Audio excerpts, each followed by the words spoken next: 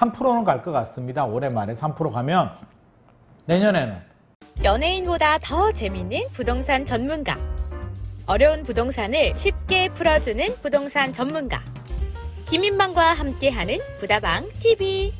안녕하세요. 부다방 TV 김인만입니다. 자, 금리가 또 올랐습니다. 8월 25일 한국은행이 기준금리 0.25%포인트 베이비 스텝을 또 올려서 이제 우리나라 기준금리가 2.5%가 됐습니다. 2.5%. 미국하고 똑같아졌는데요. 이제 금통위가 2번 남았습니다. 2번 남았고 미국은 또 올릴 것 같은데 미국은 빅 스텝이냐 자이언트 스텝이냐 이제 결정을 해야 되는데 미국이 올리면 이제 겨우 동률이 됐는데요. 미국이 올리면 미국이 또 올라가겠죠. 그래서 금리 역전은 불가피하고요. 0.5%포인트가 벌어지느냐 0.75가 벌어지느냐 이제 그 차이가 남았습니다. 금리가 올라갔고요. 그러면 금리가 언제까지 오르느냐 이게 굉장히 궁금하잖아요. 지금 부동산 시장이 굉장히 침체가 되고 있는데 도대체 기준금리 언제까지 오르는 거야? 라고 이야기할 수 있는데요. 자, 한국은행 총재께서는 올해 우리 금통위 제가 2번 남았다고 했잖아요. 2번 다 베이비 스텝으로 갈 가능성이 굉장히 높습니다. 그러면 0.25, 0.25 더 오르면 이제 3% 가는 거죠. 3% 가는데 미국이 빅 스텝이 아니고 뭐 자이언트 스텝으로 가면 한국은행이 조금 더 올릴 수도 있고요. 지켜봐야 되겠지만 어떻게 됐든지 간에 3%는 갈 것 같습니다. 올해 말에 3% 가면 내년에는 자 이게 멈춰야 되거든요. 지금 집값이 불확실성이 굉장히 큰데 도대체 언제까지 오르고 주택시장이 언제까지 거래 절벽이냐 뭐 의견이 분분한데요. 거래 절벽 현상이 어느 정도 해소가 되려면 거래가 조금이라도 실수요자들이 거래를 하려고 한다면 적어도 이 불확실성은 제거가 돼야 되겠다. 제가 가장 바라는 그런 시나리오는 올해 말까지 하겠다고 했으니까 기준금리가 3%까지는 가고요. 이제 당분간 안 올려도 되겠다. 미국도 인플레이션이 좀 잡혔고 기준금리가 이 정도 됐으니까 미국이 한 3.5% 정도 멈추면 우리도 3%에서 더 이상은 올리지 않겠다라는 저는 시그널이 나왔으면 좋겠습니다. 이렇게 시그널이 나오면 이제 실수요자들은 계산기 두들겨 보겠죠. 아, 기준금리가 3%면 대출이자가 뭐 한 5% 이상 나오겠죠. 변동금리 같은 경우는 5%에서 6% 정도 나오면 내가 이 정도 대출을 받아도 되느냐 안 되느냐를 이제 판단을 하면서 계산기를 두들기고 갈 거예요. 자, 이렇게 되면 이제 뭐 가장 제가 바라는 시나리오고 내년에도 몰라. 내년에도 기준금리 더 올라갈 수도 있어 라는 두리뭉실한 불확실성을 2023년 내년까지 이어간다면 내년 상반기도 이런 거래절벽 현상은 불가피할 수도 있습니다. 그래서 일단 올해 말에 기준금리 시그널이 어떻게 나오느냐를 지켜봐야 될 것 같고요. 2.5에서 멈추는 게 아니라 적어도 2번 남은 금통위에서 더 올릴 가능성은 있다. 그렇게 알고 계시면 좋을 것 같습니다. 자, 그렇게 되면 침체가 더 가속화되느냐. 지금 부동산 시장 분위기가 굉장히 안 좋거든요. 완전 거래 절벽에 중개업소들 뭐 난리도 아니고요. 뭐 8월달 거래량이 뭐 들리는 말에는 뭐 1000건은 당연히 안 되고요. 뭐 몇백 건 되지도 않는다라는 이야기가 나오고 있습니다. 서울 25개 구에 거래량이 뭐 200개, 300개 이렇게 나오면 진짜 전멸이죠. 전멸이고요.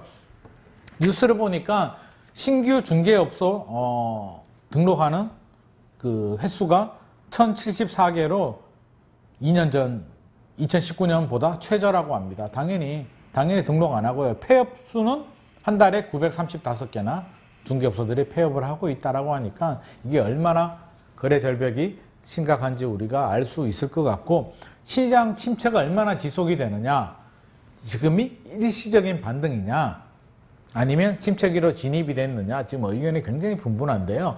그래도 상승론자들 상승을 원하는 분들은 거래 절벽인데 이걸 침체로 볼 수는 없다. 다시 반등할 것이다 라는 장밋빛 희망을 가지고 있고요. 또 하락론자들은 아니다. 이제 침체기 진입이 됐고요. 심지어는 이제 폭락론자들도 있습니다. 뚝 떨어진다. 뭐 40% 폭락한다. 이렇게 나오는데 저는 상승론, 지금 분위기에서 상승론에서도 저는 공감하지 않고요. 폭락론도 바람직하지는 않고요. 저는 침체기 좀 진입을 했다라고 보여집니다. 침체기 진입하면 어떻게 되느냐?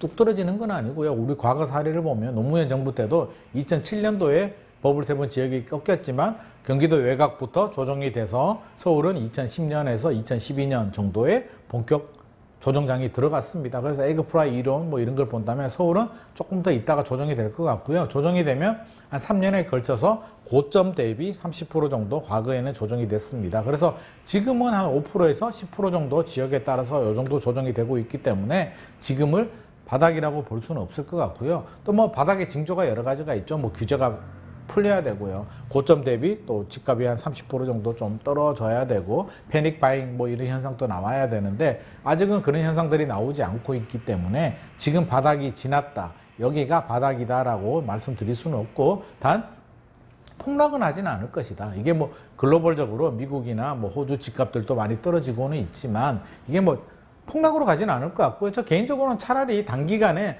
빨리 떨어졌다가 빨리 V자 반등하는 게 저는 더 좋지 않을까 싶은데 과거 사례를 보면 V자까지는 아닐 것 같고요. 시간에 걸쳐서 3년에서 5년 정도 서서히 조정장이 들어갈 가능성이 저는 있을 것 같습니다. 그래서 준비를 해야 되고요. 계속 떨어지느냐? 그렇지 않습니다. 우리가 올라갈 때도 이렇게 출렁이면서 반등이 있었잖아요. 쉬어가다가 조정 좀 되다가 올라가다가 조정되다가 올라가다 그랬고요. 내려갈 때도 조정되다가 내려가다가 조정되다가 내려가다 이런 현상들이 일시적 반등이 좀 있을 수도 있으니까요. 매도 타이밍을 노려보시는 분들은 집을 팔려고 하시는 분들은 좀 기다렸다가 거래 절벽에 개미 새끼 한 마리도 없는데 뭐 억지로 팔려고 하면 또 안 되니까 좀 올해는 어쩔 수가 없을 것 같고요. 내년에 금리 인상이 좀 멈추면서 좀 실수요자들이 좀 움직일 때 그럴 때 또 집을 좀 파는 전략도 저는 괜찮을 것 같습니다. 그래서 좀 차분하게 지켜봐야 될 것 같고요. 적어도 금리 인상 트리거. 이게 단순히 금리 인상만의 문제로 볼 수는 없고요. 노무현 정부 때도 금리가 높았는데 뭐 집 잘 팔렸잖아요. 아니, 거래가 잘 됐잖아요. 그러니까 금리 인상은 트리거고요. 그 내면에는 과도한 상승에 대한 피로감도 누적이 되고 있고요. 저금리 유동성의 힘이 좀 꺼지고 있다라는 불안감도 있기 때문에 지금을 단순히 일시적 조정장으로만 볼 수는 없는 것 같고요. 꺾일 때가 됐다. 받아들여야 됩니다. 아니 계속 달릴 수는 없잖아요. 우리가 마라톤 같은 거 하는데 계속 달릴 수는 없으니까 좀 쉬어갈 때가 됐다. 우리가 받아들이고 쉬어갈 때는 좀 쉬어가고 그렇죠? 또 다시 달릴 때는 달려야 되니까 지금은 이제 좀 쉬어가야 될 타이밍이 오지 않았나 싶은데 또 다른 변수들이 또 있습니다. 만약에 뭐 미국이 경제 상황에 따라서 금리 올리다가 뭐 내년에 다시 또 금리 내릴 수도 있고요. 또 여러 가지 변수들이 있기 때문에 무조건 하락이다 이렇게 볼 수는 없을 것 같고 일단 좀 차분하게 지켜볼 필요는 있을 것 같습니다. 자, 이렇게 금리 얘기 간단하게 했고요. 자, 2부 시간에는 최근에 일기 신도시 816 공급 대책이 나오면서 일기 신도시가 굉장히 혼돈의 상황, 막 실망 매물들도 나오고 있는데 일기 신도시 이야기 조금 더 해보도록 하겠습니다.